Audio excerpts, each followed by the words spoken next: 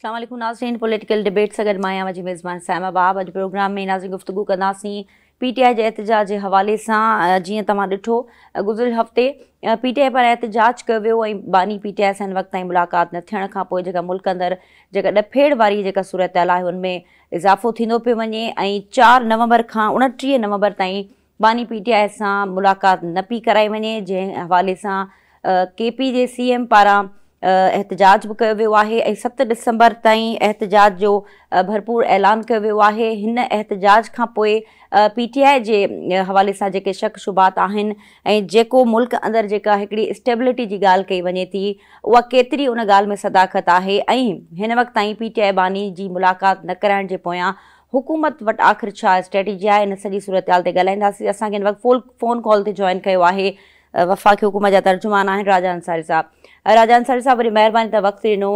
हिन वक़्त ताईं बानी PTI सां मुलाक़ात न थियण जो बुनियादी सबबु छा आहे? सभ खां पहिरीं असांखे इन हवाले सां आगाह कजो त पोइ फर्दर जेका डिस्कशन आहे उनखे अॻिते वधाईंदासीं। काफ़ी सारा सबब आहिनि, जंहिंमां हिकु सभ खां वॾो सबबु इहो आहे त सुप्रीम कोर्ट ऑफ पाकिस्तान जो हिकिड़ो जामे ऐं मज़बूत फ़ैसिलो पाकिस्तान जी PLDs में हिन वक़्तु बि मौजूदु आहे ऐं उहो बाइंडिंग आहे हुकूमत ते बि ऐं जेल इंतिज़ामिया ते बि। ऐं उहो फ़ैसिलो मियां नवाज़ शरीफ़ जे ख़िलाफ़ वरितो वियो हुयो ऐं उन वक़्तु वज़ीर आज़म बानी PTI हुयो ऐं बानी PTI टेलीविज़न ते कई हुई ऐं ज़ोर ॾिनो हो त हिन फ़ैसिले ते अमल दरामद थियणु घुरिजे ऐं उन खां पोइ मुसलसिल हिन फ़ैसिले ते अमल दरामद थींदा रहिया आहिनि। उहो फ़ैसिलो इहो हुयो त सज़ाई याफ़्ता माण्हू या नाअहल माण्हूअ सां को बि पॉलिटिकल माण्हू नथो मिली सघे, ख़ासि तौर ते कंहिं सूबे जो वज़ीर आला, न ई उहो का हिदायत ॾेई सघे थो कंहिं बि क़िस्म जी पॉलिटिकली हिदायत हुजे या गवर्नेंस जे हवाले सां हिदायत हुजे, छो जो ऑलरेडी नाअहल आहे। जेकॾहिं उहो कंहिंसां मिले थो ऐं हुनखे का हिदायत ॾिए थो त इहो सरासर जेका अदालत जो जेको फ़ैसिलो आहे, फ़ैसिला आहिनि, उनजी कड़ी हूंदी।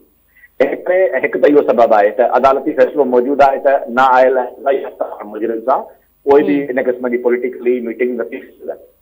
ॿियो सभ खां वॾो सबबु इहो आहे त हीअ जेका बानी PTI आहे उहो हिन वक़्तु जुडिशियल कस्टडी में आहे।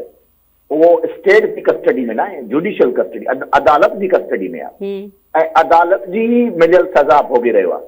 त इन करे उन सां मिलण ॾियण ऐं न मिलण ॾियण जो फ़ैसिलो बि अदालत ई कंदी। अच्छा राजा साहब, थोरो तव्हांखे हिते इंटरप्ट कंदसि। हिकिड़ो ई ॻाल्हि त ॾिसो, मुलाक़ातुनि जो जेको सिलसिलो बंदि थियो आहे सिर्फ़ु 4 नवंबर खां वठी बंदि थियो आहे। हू गुज़िरियल 1.5 साल खां जेल में आहिनि, त उन्हनि जूं मुलाक़ातूं थींदियूं रहियूं आहिनि। जीअं पॉलिटिकली तव्हां ॻाल्हि कई त ठीकु आहे, अगरि कंहिं हिकु सूबे जो CM नथो मिली सघे पर उनजी फैमिली सां बि उनखे मुलाक़ात नथी कराइण ॾिनी वञे ऐं कोर्ट ऑर्डर्स बि आहिनि त हिननि जी मुलाक़ात कराइण ॾिनी वञे। उन तहत तव्हां छा चवंदव त जॾहिं कोर्ट ऑर्डर आहे त उनखे ई तव्हां अदालती हुकुम जी वॉयलेशन न पिया कयो? ॾिसो, मां हिकिड़ी तव्हांखे ॻाल्हि ॿुधायां, जेकॾहिं जेको कैदी हूंदो आहे हुनजे लाइ को बि कोर्ट ऑर्डर हूंदो आहे उहो बाइंडिंग हूंदो आहे जेल सुप्रिंटेंडेंट ते। हाणे जेल सुप्रिंटेंडेंट जेकॾहिं अदालत जा अहकामात नथो मञे त हुनजे ख़िलाफ़ कंटेम्प्ट में वञी सघनि था, अदालतूं आज़ादु आहिनि। पर अहिड़ी क़िस्म जी काई बि ॻाल्हि न आहे, इहा सिर्फ़ु ऐं सिर्फ़ु डिसइंफॉर्मेशन आहे, फेक न्यूज़ आहे ऐं ही हमेशह बहतानबाज़ियूं ऐं ग़लति बयानबाज़ी करे पंहिंजो पाण खे सिंपैथी वठाईंदा आहिनि। हिन वक़्तु उन्हनि जो सॼो फोकस इन ॻाल्हि ते सिर्फ़ु इन करे आहे त ॿियो को सियासी इशू मुल्क में कोन्हे सवाइ इन मुलाक़ात जे। हाणे हू सॼो जेका हुननि जी PTI जेका पूरी सियासत आहे उहा इन मुलाक़ात जे पोयां गर्दिश पई करे। त मां नथो सम्झां त हुकूमत उन्हनि खे को इहो मौक़ो प्रोवाइड कयो आहे त तव्हां इन मुलाक़ात न करण ते पॉलिटिक्स कयो। बेसिकली हुननि पाण इहो मौक़ो तलाश कयो आहे ऐं हू पाण चाहिनि ई कोन था त बानी PTI सां मिलनि। ॾाढो आसान तरीक़ो आहे, अदालत में वञनि, परमिशन वठनि। हिकिड़ो जेल जो सुप्रिंटेंडेंट कीअं थो अदालत जे अहकाम खे रिजेक्ट करे सघे? सवाल ई पैदा कोन थो थिए। अदलिया अहकामात ॾींदी, परमिशन ॾींदी ऐं उन सां जेल जी इंतिज़ामिया हुनखे मिलण ॾींदी। इन में को बि ॻाढ़ी ॻाल्हि न आहे। सो इन करे हीअ सिर्फ़ु ऐं सिर्फ़ु पॉलिटिक्स पिया कनि, अहिड़ी काई बि ॻाल्हि न आहे। न सिर्फ़ु बानी PTI हिन वक़्तु जेल में आहे, पर तमामु लग्ज़री क़िस्म जूं जेके मराहतूं आहिनि उहे बि उनखे मुहैया आहिनि ऐं अदालत जी हुकूमत ई मुहैया आहिनि। उहो माण्हू जेको ॿियनि जूं ACयूं ऐं TVयूं कढण जी ॻाल्हि कंदो हुयो, अॼु माशाअल्लाह हिकिड़े तमामु किले नुमा क़िस्म जे वॾी बैरक्स जंहिंमें 6 रूम्स आहिनि ऐं एयर कंडीशन बि आहे, उते टेलीविज़न बि आहे, अख़बारूं बि आहिनि, किताब बि आहिनि, कॉफ़ी बि हू तमामु मज़े सां पीअनि था वेठा। राजा अंसारी साहब, जीअं त तव्हां ॿुधायो त हिन वक़्तु PTI बानी हिन वक़्तु जेल में आहे ऐं इहो जेको अदालती फ़ैसिले तहत इहो सभु कुझु थी रहियो आहे। पर जीअं त तव्हां ॾिठो गुज़िरियल हफ़्ते बि PTI जे इन सॼे मामले खे इंटरनेशनल मीडिया कीअं कवर कयो, अफ़गान अकाउंट्स मां जेके ख़बरूं वायरल थियूं, उनखां पोइ भारतीय मीडिया, उनखां पोइ सॼी दुनिया जी मीडिया इन इशू खे जीअं कवर करे पई त ख़ुदा न ख़ास्ता बानी PTI जो क़त्ल थी वियो आहे जेल अंदरि, इन करे उन सां मिलणु नथो ॾिनो वञे। त इन सॼी सूरतहाल जेके स्पेकुलेशन्स आहिनि इनखे ख़तमु करण लाइ वफ़ाक़ी सरकार छो इन सॼे माहौल खे ठीकु करण में को किरदारु अदा न पई करे? ॾिसो, ही त मां सम्झां थो त इंतिहाई मुज़हका ख़ेज़ ॻाल्हि आहे त जेकॾहिं को कैदी आहे या उनखे जेकॾहिं उनजी जान खां हलियो वियो आहे या उहो गुज़ारे वियो आहे त हुकूमत उनखे लिकाए, इहो सवाल ई पैदा कोन थो थिए। इन क़िस्म जी का बि ॻाल्हि न आहे। इहे सिर्फ़ु ऐं सिर्फ़ु अफ़वाहूं आहिनि हाईलाइट करण जूं। छो जो मां अॻु में ई अर्ज़ु कयमि त PTI वटि हिन वक़्तु कंहिं बि क़िस्म जी को बि पॉलिटिकली को नारो कोन्हे उन्हनि वटि। उन्हनि जो बयानियो हिन वक़्तु दम तोड़े चुको आहे। इन करे हू सिर्फ़ु ऐं सिर्फ़ु इन क़िस्म जूं हरकतूं करे पंहिंजो पाण खे पॉलिटिकली ज़िंदा रखण जी कोशिशि पिया कनि। ऐं तव्हां ॾिठो त उन जेका शुरूआति थी उहा अफ़गान अकाउंट्स तां ऐं पोइ भारतीय मीडिया खां थी, जेके ॿई मुल्क हिन वक़्तु पाकिस्तान जे ख़िलाफ़ सख़्तु मां सम्झां थो उहे कार्रवायूं करे बि रहिया आहिनि, दहशतगर्दी कार्रवायुनि में मुलविस आहिनि ऐं प्लस पाकिस्तान जी जेका नज़रियाती असास आहे उनजे ख़िलाफ़ बि ॿिन्ही मुल्कनि जी हिकिड़ो पंहिंजो पूरो बयानी आहे इंटरनेशनली। त जेके पाकिस्तान दुश्मन क़ुवतूं आहिनि उहे हिन वक़्तु PTI खे न सिर्फ़ु सपोर्ट कयूं कनि, बल्कि PTI जो जेको नैरेटिव आहे पूरो पॉलिटिकल नैरेटिव उनखे बि अॻिते खणी हलण में उन्हनि जी मदद कयूं कनि। जंहिंसां इहा ॻाल्हि रियासत पाकिस्तान जी इहा जेका ॻाल्हि आहे या वक़ुफ़ आहे उहो वाज़े तौर ते चिटो बंदी साम्हूं अचे थो ऐं साबित थिए थो त ही जमात मुल्क दुश्मन जमात आहे ऐं हिन जमात जा जेका बि सरगना हिन वक़्तु मौजूदु आहिनि पूरी दुनिया में उहे पाकिस्तान जी रियासत जे ख़िलाफ़ कार्रवायूं करण में मगन आहिनि। को मौक़ो जन छॾींदा आहिनि त उहे पाकिस्तान जे ख़िलाफ़ ॻाल्हाइनि। हिननि IMF खे ख़त लिखिया, हिननि जेका भारत जॾहिं हमलो कयो पाकिस्तान ते त हिननि चयो त असां गॾिजी करे पाकिस्तान ते भारतीयुनि सां गॾु हमलो कंदासीं। इन क़िस्म जूं ॻाल्हियूं कंदड़ माण्हुनि खां न कहिड़ी उमेद रखे सघूं था। त इहे पॉलिटिकल जमात न आहे, हीअ त हिकिड़ो सॼो फितनो आहे जंहिंसां पाकिस्तान जी रियासत हिन वक़्तु विड़ी रही आहे। हिक तरफ़ ही दहशतगर्दनि जा हामी आहिनि, तालिबान जा हामी आहिनि, ॿिए तरफ़ उतां ई हिननि खे सपोर्ट मिले पई। त मां सम्झां थो त इन ॻाल्हि में कंहिं बि क़िस्म जी का सदाकत न आहे। इमरान ख़ान बिल्कुलु ठीकु आहे, जेल में आहे ऐं हिन वक़्तु जुडिशियल कस्टडी में आहे। जेकॾहिं हुन सां का बि क़िस्म जी इन क़िस्म जी का हरकत हुजे बि आहे त उहो ज़रूरु पाकिस्तान जी अदलिया जे ज़रिए पाकिस्तान जे आवाम जे साम्हूं अचे। अच्छा राजा साहब, इन हवाले सां ॿुधाइजो त जीअं मूं सवाल कयो त हिन माहौल खे ठीकु करण में वफ़ाक़ी सरकार को किरदारु अदा करे सघे थी, छो त अवाम इन बुॾतर में आहे। PTI जेके कारकुन आहिनि उहे चवनि था असांजी मुलाक़ात छो नथी कराए ॾिनी वञे। 4 नवंबर खां पहिरीं इहे सभु मसइला कोन हुया, इहो हिन नवंबर महीने जे अंदरि ई इहे सभु शयूं छो पियूं थियनि ऐं इनखे ठीकु करण में छा वफ़ाक़ी गवर्नमेंट पंहिंजो को रोल प्ले करे सघे थी? मुंहिंजो ॿीहर इहो ई तव्हां खां सवाल हूंदो।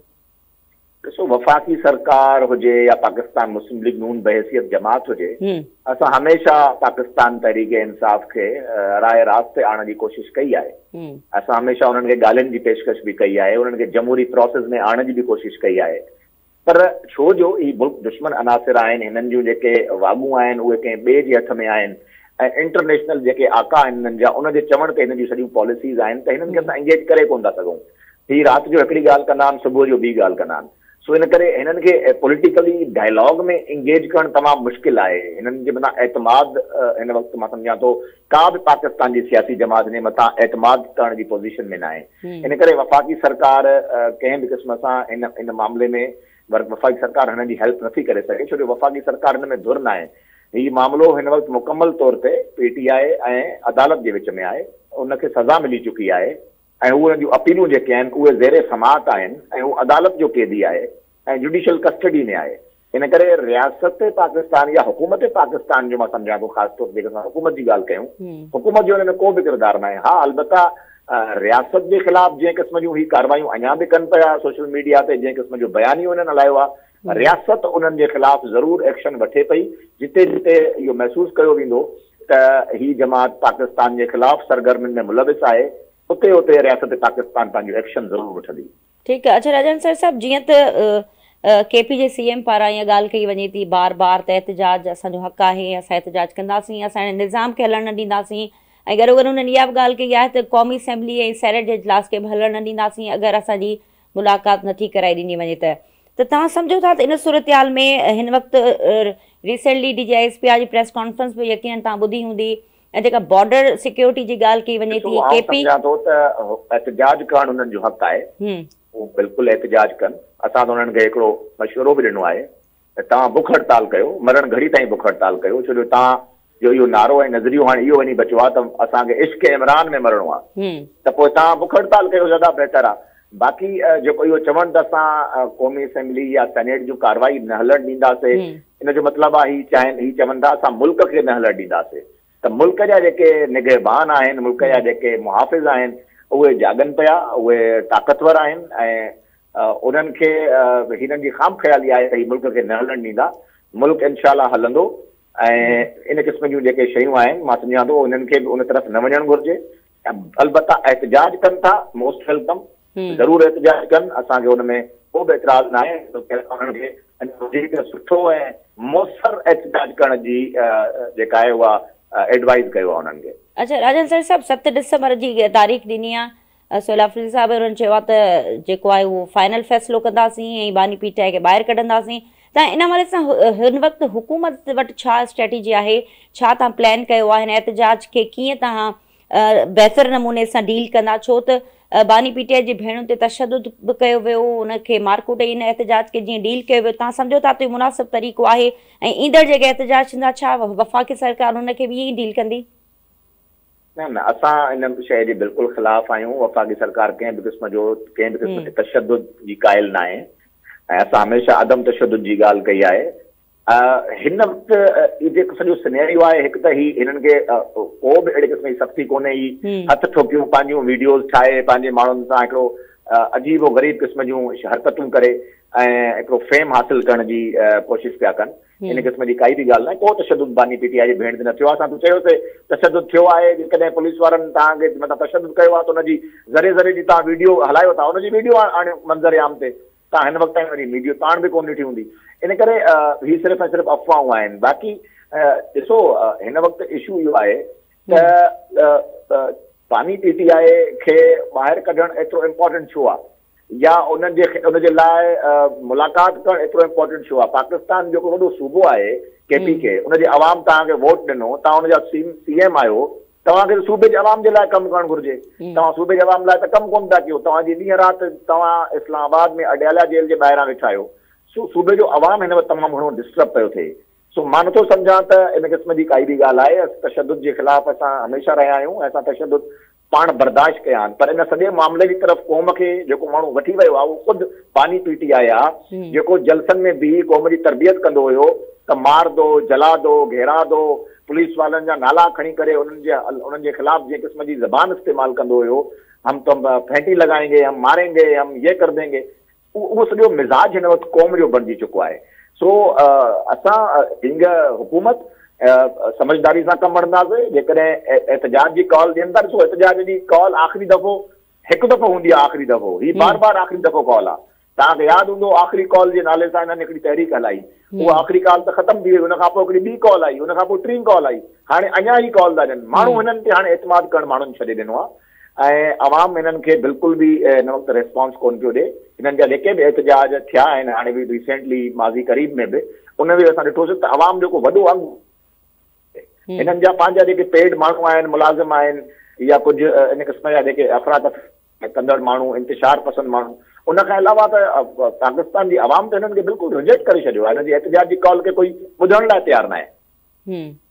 ठीकु है राजन सर साहब, वरी महिरबानी, तव्हां वक़्तु ॾिनो। नाज़रीन, ॻाल्हि ॿोल तव्हां ॿुधी हिन वक़्तु PTI पारां एहतिजाज जे हवाले सां छा सूरतल आहे ऐं ईंदड़ वक़्त में 7 डिसंबर खां पहिरीं ऐं 7 डिसंबर ताईं जेका PTI जी पारां जेका स्ट्रेटजी अख़्तियार कई वई आहे, छा उहा एतिरी मौसर साबित थींदी ऐं उन्हनि जा जेके गोल्स आहिनि, जेको बानी PTI सां मुलाक़ात आहे ऐं जेके ॿिया मामला आहिनि, इन सॼी सूरत हाल ते PTI ईंदड़ वक़्त में इन सॼे माहौल खे कीअं बहितर अंदाज़ में अॻिते वधाईंदी, इन ते गुफ़्तगू कंदासीं। नाज़रीन, प्रोग्राम हिते मुख़्तसिर ब्रेक शामिल कयूं था ऐं ब्रेक खां पोइ गुफ़्तगू कंदासीं।